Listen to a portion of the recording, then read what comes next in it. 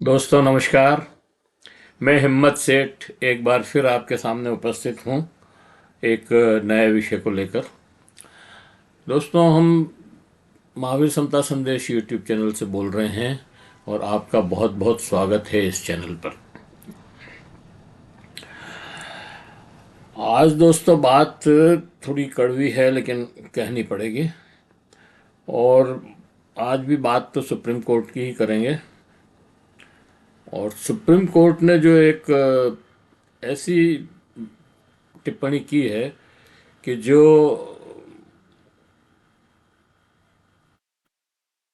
क्या कहना चाहिए उसको, उस पर बहुत आपत्ति है। और अनावश्यक भी थी, वो उसकी ज़रूरत नहीं थी। पता नहीं क्यों सुप्रीम कोर्ट ने ये टिप्पणी की, लेकिन और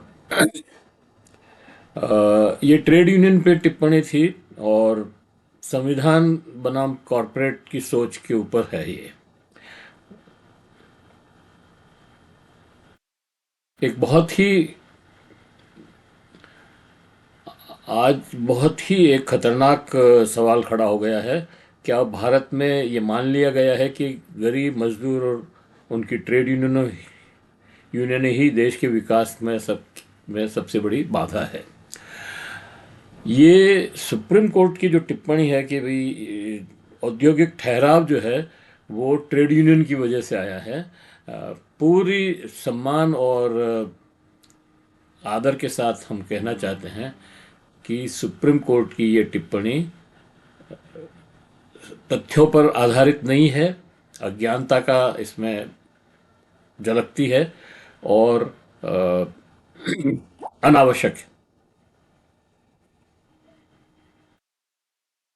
पूरी बात करें दोस्तों उसके पहले ये अपील, अगर आपने अभी तक भी हमारे YouTube चैनल महावीर समता संदेश को सब्सक्राइब न किया है तो सब्सक्राइब कर लें, बेल आइकन दबाना न भूलें।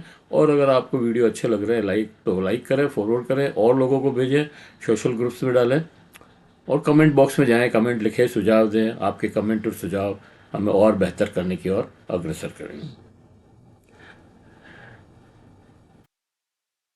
औद्योगिक ठहराव के लिए ट्रेड यूनियनों की को जिम्मेदार ठहराया गया था सुप्रीम कोर्ट की तरफ से। संविधान की आत्मा का, मजदूर अधिकारों का और न्यायपालिका की वैचारिक दिशा का सुप्रीम कोर्ट ने वास्तव में क्या कहा? सबसे पहले साफ कर लें, ये फैसला नहीं टिप्पणी है। लेकिन भारत में हम जानते हैं कि टिप्पणियां ही आगे चलकर नीति, कानून और दमन का आधार बनती है। ये कहा गया कि हड़तालें, ट्रेड यूनियनें और मजदूर आंदोलन औद्योगिक विकास में बाधा डालते हैं और ये मतलब औद्योगिक ठहराव का एक बड़ा कारण है। ये हड़तालें, ट्रेड यूनियनें और मजदूर आंदोलन औद्योगिक विकास में बाधा डालते हैं। अब ये सवाल ये है कि क्या ये बात तथ्य से सिद्ध है या सिर्फ एक विचारधारात्मक आरोप है? यह तर्क संविधान से नहीं आया है दोस्तों। ये तर्क आया है नव उदारवादी सोच से, जहां माना जाता है मजदूर अधिकार लागत अ, मजदूर अधिकार इक्वल टू लागत, यूनियन तो विकास काम में रुकावट और हड़ताल एक अपराध है।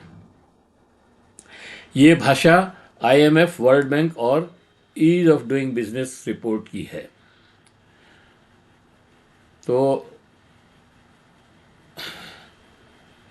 वो तो ये बात बोलते ही हैं, कॉरपोरेट्स तो ये बात बोलते ही है, लेकिन सुप्रीम कोर्ट अगर ये बात बोले तो फिर ये न्याय नहीं हुआ ना।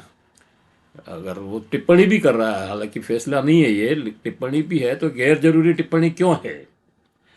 हड़ताल में नुकसान गिनाया जाता है लेकिन कभी नहीं बताया जाता कि लॉकआउट में कितना नुकसान हुआ, वेतन न देने से उत्पादन क्यों रुका, कॉरपोरेट डिफॉल्ट से बैंक क्यों डूबे, मांग गिरने से उद्योग क्यों ठहरे।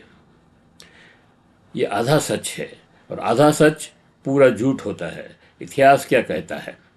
अगर ट्रेड यूनियनें विकास की दुश्मन होती तो 8 घंटे का कार्य दिवस नहीं होता, न्यूनतम मजदूरी नहीं होती, पीएफ ईएसआई नहीं होते, फैक्ट्री सुरक्षा कानून नहीं होते। भारत का औद्योगिक विकास यूनियन के खिलाफ नहीं, यूनियन के संघर्ष से हुआ है। दरअसल यूनियन है तो विकास के पोषक है। यूनियन ने लोगों की जो मांगे हैं उनको मैनेजमेंट के सामने रख कर के पूरी करवाती है, तो इस मज़दूरों को सेटिस्फाई करती है। मज़दूर अगर सेटिस्फाई होगा तो काम भी पूरा करेगा, अगर मज़दूर सेटिस्फाई नहीं होगा तो काम में ज़रूर अवरोध पैदा होंगे। इसलिए यूनियनें कभी नुकसान नहीं पहुंचाती। यूनियन तो एक तरह से विकास मतलब उत्पादन को बढ़ाने में सहयोग करती है।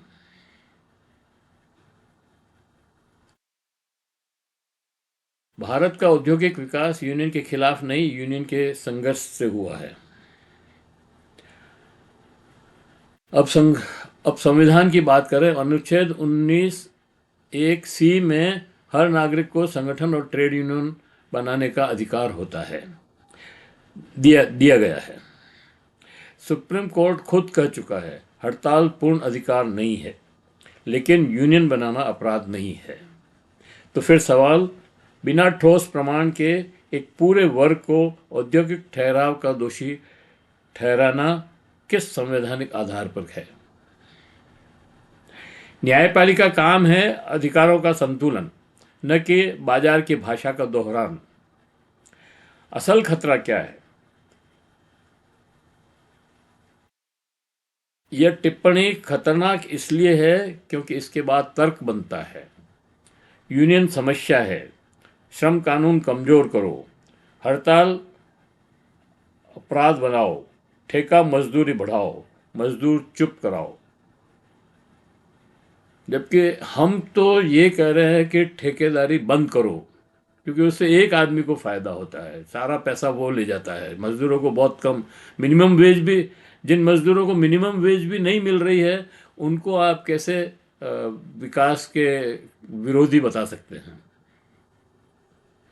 उद्योग स्वतंत्र, सरकार मौन और मजदूर अपराधी, ये संविधान नहीं, ये कॉरपोरेट शासन का मॉडल है।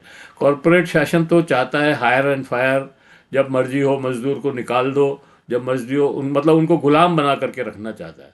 तो ये गुलामी के लिए अगर सुप्रीम कोर्ट बात करता है, गुलामी की ही बात करता है, अगर वो उनकी भाषा बोलता है, तो फिर ये तो न्याय नहीं हुआ, न्याय के पक्ष की तरकीता की बात नहीं हुई। ये सारी बातें हुई थी एक रिट पर फैसला करते हुए। ठीक है, आपको मतलब उस रिट को खारिज करनी थी, कर देते, लेकिन आप ये जो टिप्पणी की है ये बहुत खतरनाक टिप्पणी है।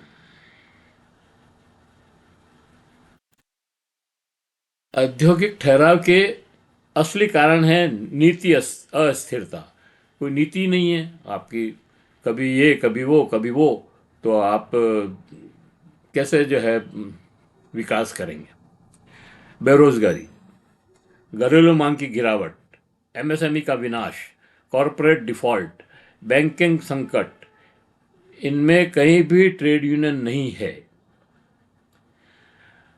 दरअसल जो स्थिरता है वो हमारी जो नीति है,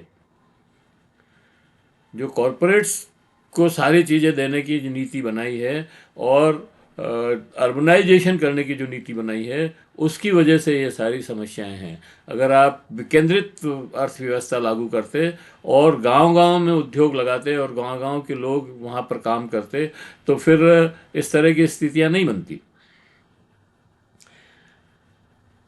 लेकिन दोष दिया जा रहा है उस मजदूर को जिसके पास न पूंजी है, न सत्ता है, न मीडिया है। यही मैं कहना चाहता हूँ कि मजदूर तो बेचारा निरीह है, मतलब वो तो उसके पास कुछ भी नहीं है जो इस तरह का मतलब ठहराव पैदा कर सके। ट्रेड यूनियन को दोष देना तथ्य नहीं विचारधारा है, कानून नहीं नीति भाषा है, संविधान नहीं बाजार का दबाव है। अगर न्यायपालिका भी कमजोर के बजाय ताकतवर के साथ खड़ी हो जाए तो लोकतंत्र सिर्फ कागज में रह जाएगा। दोस्तों, ये वास्तव में बहुत बड़ा सवाल है, लोकतंत्र के लिए भी ये बड़ा सवाल है कि अगर आप कमज़ोर का पक्ष नहीं लेंगे या फैसले उनके हक में नहीं देंगे, जो पीड़ित है उनके हक में फैसले नहीं देंगे, तो फिर लोकतंत्र का क्या मतलब रह जाएगा। सवाल यह नहीं है कि यूनियन विकास रोकती है, सवाल यह है कि क्या बिना मजदूर के कोई विकास संभव है। अगर आप तो दोस्तों, ये जो सुप्रीम कोर्ट के चीफ जस्टिस सूर्यकांत जी ने जो एक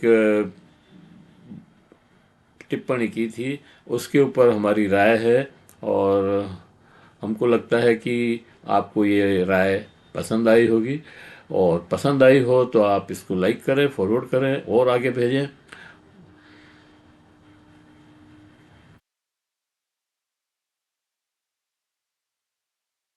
और कमेंट बॉक्स में जाएं, कमेंट लिखें, सुझाव दें। आपके कमेंट और सुझाव हमें और बेहतर करने की ओर अग्रसर करेंगे। और हम इस वीडियो को यहीं समाप्त करते हैं। आशा करते हैं कि आपको ये पसंद आया होगा। अभी तक भी आपने अगर हमारे यूट्यूब चैनल महावीर समता संदेश को सब्सक्राइब न किया है तो सब्सक्राइब कर लें, बेल आइकन दबाना न भूलें। जय हिंद, जय भारत।